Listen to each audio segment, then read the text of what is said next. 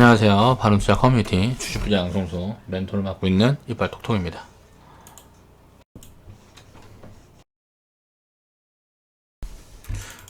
자, 오늘 이야기를 해볼 주제는 금리를 이해해야 된다. 금리를 이해해야 된다. 2020년 3월 8일 일요일날 제작했던 영상이고요. 자, 금리와 자산가격의 상관관계 이 부분에 대한 이야기를 해볼 거예요. 자, 금리에 대해서 제가 가장 많이 이야기하는 게 성장 섹터 비율을 7할로 놓는 이유는 금리 인하 시기라든가 저금리 시기, 그리고 같이 3을 놓는다는 거죠.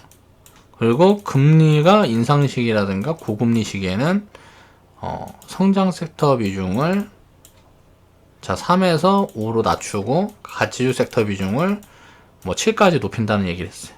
왜 그럴까? 이 부분에 대한 이야기를 해볼 거예요. 자, 금리를 이제 수익률로 우리가 계산을 해보자는 거예요. 저는 이제 항상 통계를 잡는 걸 중요하게 생각을 하는데, 통계를 이제 잡는 이유는 뭐냐면, 확률적인 이점을 놓기 위해서예요. 그럼 이런 통계라는 게 잡히려고 그러면 과거를 분석을 해야 되겠죠. 이 과거에 있는 자료들을 분석을 해서 내 나름대로 맞춰서 통계를 산출해 놓은 부분들이란 말이에요. 그리고 앞으로 미래에 이런 부분들이 달라지는 것들이 있는지는 체크를 해 나가는 거죠. 그러면서 이런 데이터들을 이제 조합을 해서 내가 생각하는 통계 지표를 생각을 해보는 거예요. 자, 금리를 수익률로 계산을 해보면 답이 나온다는 거죠. 일단 PER이라는 부분들을 이해를 해야 됩니다. PER이 뭐냐면 주가를 주당 순이익으로 나눈 수치로 계산이 된다. 1주당 수익이 몇 배가 되는가를 나타낸다. 이렇게 이야기를 해보면 뭔 말인지도 모르겠고 굉장히 어렵단 말이에요. 그냥 단순하게 생각하면 돼요. PER이라는 거는 몇 년이면 본전 나오냐, 그러니까 원금이 100만원이면 이 100만원을 버는데 몇 년이 걸리냐, 이런 부분들이에요. 그러니까 PER이 5배다 그러면 이 100만원을 투자를 했을 때 5년 있으면 100만원이 나온다. 요게 PER이라고 생각을 하시면 됩니다. 근데 이제 요런 부분에서 이익 성장률이 안정적으로 꾸준하게 나오는 기업들이 있고, 어떤 기업들은 이익의 변동성이 굉장히 심한 기업들이 있어요. 이 이익의 변동성이 심한 기업들이 있고 안정적인 기업들이 있어요. 여기에 대한 거는 이제 계산법이 다른데, 이런 부분들까지 세부적으로 들어가면 너무 복잡해져서 이해를 할 수가 없습니다. 그래서 오늘은 굉장히 단순한 부분들만 이야기를 해볼게요. 자, 금리가 5%라 그러면 금리를 우리가 PER로 계산을 해보자는 거예요. 그러면 20이 되겠죠. 20배 정도가 되겠죠. 자, 20년이면 원금 수익이 나온다는 거예요. 여기 이제 복리 같은 부분들 막 집어넣고 뭐하고 하면 복잡해지니까 그런 부분들 빼고 그냥 단순 계산만 해보겠습니다. 자, 금리가 그러면 2%면 50배라고 볼 수가 있는 거죠.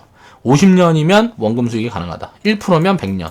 자, 금리가 제로면 수익은 불가, 자산 가격의 버블이 심화된다. 자, 이렇게 유동성을 푸는 이유들은 여러 가지 요인들이 있어요. 여러 가지 요인들이 있는데 그런 요인들을 우리가 알 필요는 없고, 자, 그러면 이게 통계적인 지표를 어떻게 작용을 하느냐에 대한 부분을 생각을 해봐야 된단 말이에요. 금리 PER이라는 거를 내가 만들어서 이런 지표를 활용을 해서 2분의 1에서 4분의 1 정도 놓으면 통계적으로 버블이 극단에 되더라. 어떤 기업이 금리가 5%대, 금리가 5%대 예를 들어서 PER이 10배였습니다. 근데 이 금리가 예를 들어서 1%까지 낮아지면 어때요?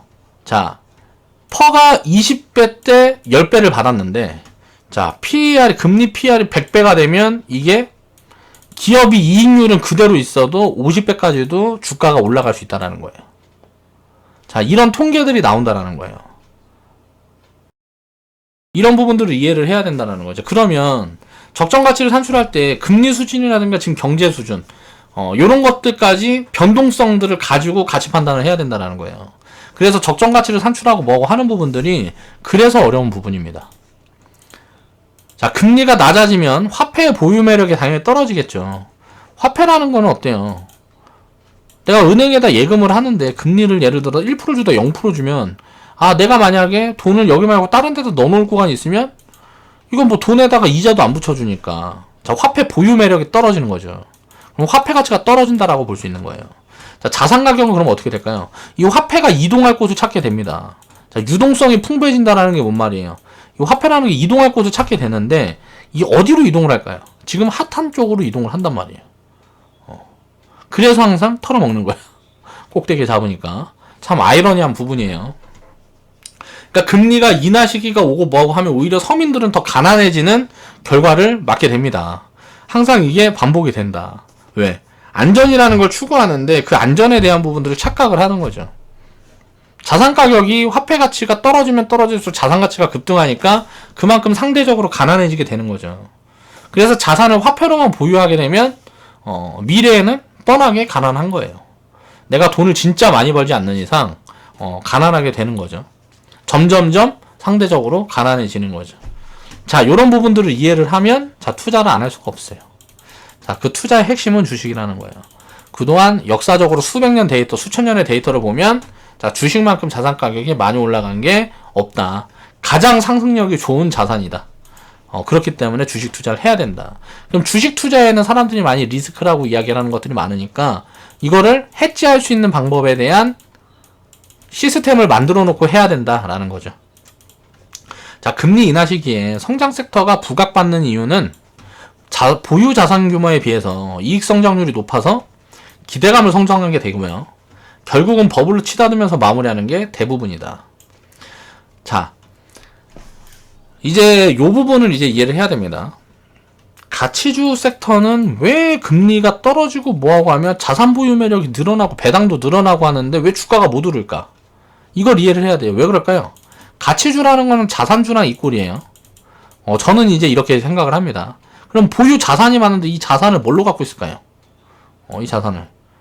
대부분 이걸 이제 현금으로 생각을 하죠. 유보율이 높은 건 뭐예요?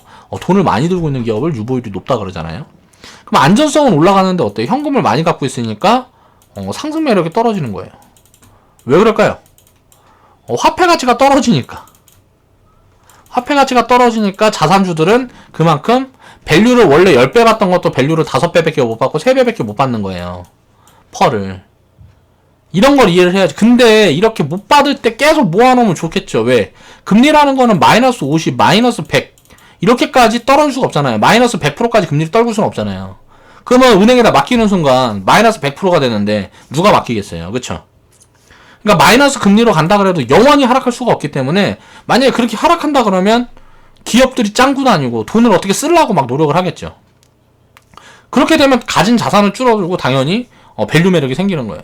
그래서 요럴 때가 가치주들은 장기적으로 천천히 모아가기엔 기회가 되는 거예요. 대신에 금리가 인하 시기하고 금리가 낮은 구간에 있을 때는 부각을 못 받아요. 자, 성장 섹터는 방금 대로 어때요? 돈을 많이 갖고 있지 않아요. 자산을 많이 갖고 있지 않기 때문에 자, 현금은 많이 없는데 대신에 성장률이 높죠. 돈을 많이 안 갖고 있으니까 예를 들어서 자, 1조 자산을 갖고 있는 게 1,000원을 벌어. 그럼 어때요? 이걸 퍼로 계산해보면 이건 뭐 아무것도 아니잖아요. 근데 자, 성장주가 돈을 예를 들어 2,000원을 갖고 있는데 이 회사가 1,000원을 벌어. 그럼 어떻게 돼요? 이익 성장률이 굉장히 높게 지키겠죠. ROE라든가 PER이 굉장히 높게 지킨다고. 그럼 어떻게 될까요? 이 회사는 여기서 더 벌게 됐을 때는 자산 가격이 늘어나는 속도가 엄청나게 빨라지기 때문에 부각을 받는 거란 말이에요. 그리고 보통 보면 성장주들은 부채도 많이 갖고 있습니다. 상대적으로 자산주들보다 훨씬 많죠, 부채가. 근데 이 부채 비율이 어때요? 부채가 높은데. 부채라는 거는 이자를 동반하는데, 자, 이자 비용이 낮아지죠. 요런 것까지 호재 요인으로 볼 수가 있는 거예요. 그래서 금리가 낮은 구간대에서는 굉장히 성장 섹터가 부각을 받는다. 다만 이제 우리가 이렇게 단순하게만 생각을 하면 되는 게 아니고, 자, 성장과 자산을 해놨을 때 어떤 회사는 여기가 7이고 어떤 회사는 이게 7이고 어떤 회사는 자, 성장이 7이고 자산이 3일 거고 어떤 회사는 성장이 5고 자산이 5일 거고 어떤 회사는 성장이 9고 자산이 1일 거고 이런 식으로 다 다를 거라는 거예요. 그럼 여기에 대한 평균을 내는 어떤 또 다른 알고리즘이 필요하겠죠. 그래서 분석하기가 굉장히 어려운 겁니다. 그런데 기본적으로 요게 딱딱 들여맞는 게 있어요. 성장 섹터는 뭐냐면 사이클 산업은 분석을 하기가 굉장히 어렵지만 지금 제약 섹터나 이제 헬스케어 섹터 보면 여기서 이익을 꾸준히 내는데 이익의 변동성이 자, 성장 변동성이 크지 않은 기업들이 있어요. 이게 크지 않고 움직이는 기업들이 있단 말이에요. 이런 기업들은 밸류 체크하기가 되게 좋아요.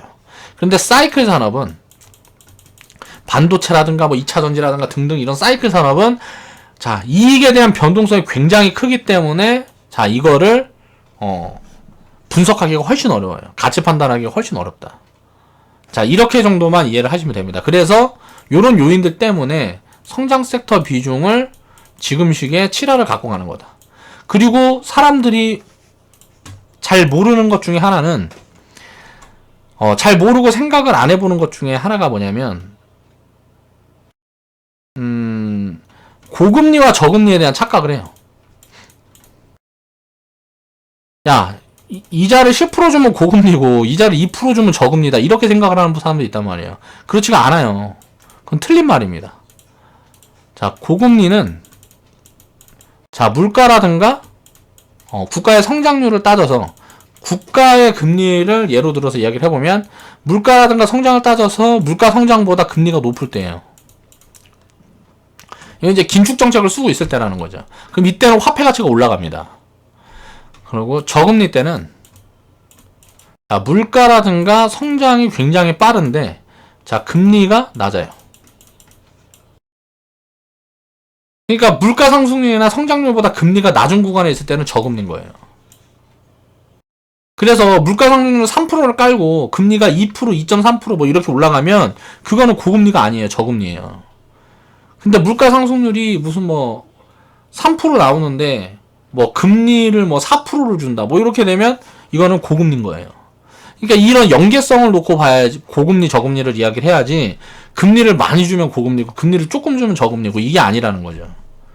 이런 부분들에 대한 이해를 해야 됩니다. 그러면 고금리 저금리와 인하 인상이 어때요? 항상 같은 방향으로 가진 않겠죠.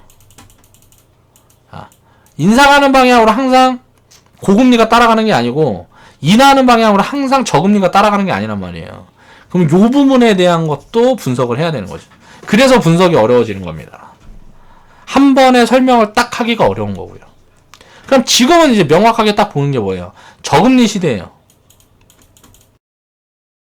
전 세계 마이너스 금리 얘기하고 있으니까 물가 상승률이 제로라도 물가 상승률이 마이너스일 수는 없잖아요. 물가 상승률이 제로라도 저금리 시대란 말이에요. 그리고 금리 인하 시기예요. 이건 뭔 말이냐면 버블로 가겠다라는 거예요. 여기에 경제 상황이 위축되는 부분이 조금만 머리를 들어주면 이건 경제 버블로 가는 거예요. 그래서 지금 시장이 버블로 갈 가능성이 굉장히 높아지고 있다라고 자꾸 반복적으로 말씀을 드리는 거고요. 자산 가격이 많이 싸기 때문에, 자산 가격이 비싸면 그런 이야기를 안 하겠죠. 자산 가격이 싸기 때문에 버블로 갈 가능성이 높다라고 이야기를 하는 거고, 왜 우리가 성장 섹터, 우리 회원분들은 왜 우리가 성장 섹터에 70%를 배당을 하나, 왜 성장 섹터에 70%를 배당을 해도 자, 안전마진이 확보되어 있다고 이야기를 하나, 비중관리. 이런 부분들의 모든 부분들에 대해서 제가 생각을 하고 거기에 포트폴리오를 짜서 회원분들한테 추천을 드리고 그런 걸 가지고 포트폴리오를 꾸려서 우리는 끌고 가고 있는 부분들이란 말이에요. 간단하게 공부하고 간단하게 분석하고 하는 게 아니에요. 혼자 하기 굉장히 버겁습니다. 공부량이 많아서. 그런데 이런 부분들에 대해서 이해를 하지 못하니까 단순하게 그냥 뭐만 딱 보면 예를 들어서 1, 2는 3 이렇게 계산되기만을 원하고 물어보시는 회원분들이 많아요. 그래서 이 금리 상황 하나만 놓고 보더라도 살펴야 될 것들이 굉장히 많다라는 거죠. 그래서 근데 이런 부분들에 대한 이해는 하고 있어야죠. 그래서 이런 부분들에 대한 내용을 이제 설명을 해봤어요. 자, 오늘 영상 여기서 마무리하겠습니다.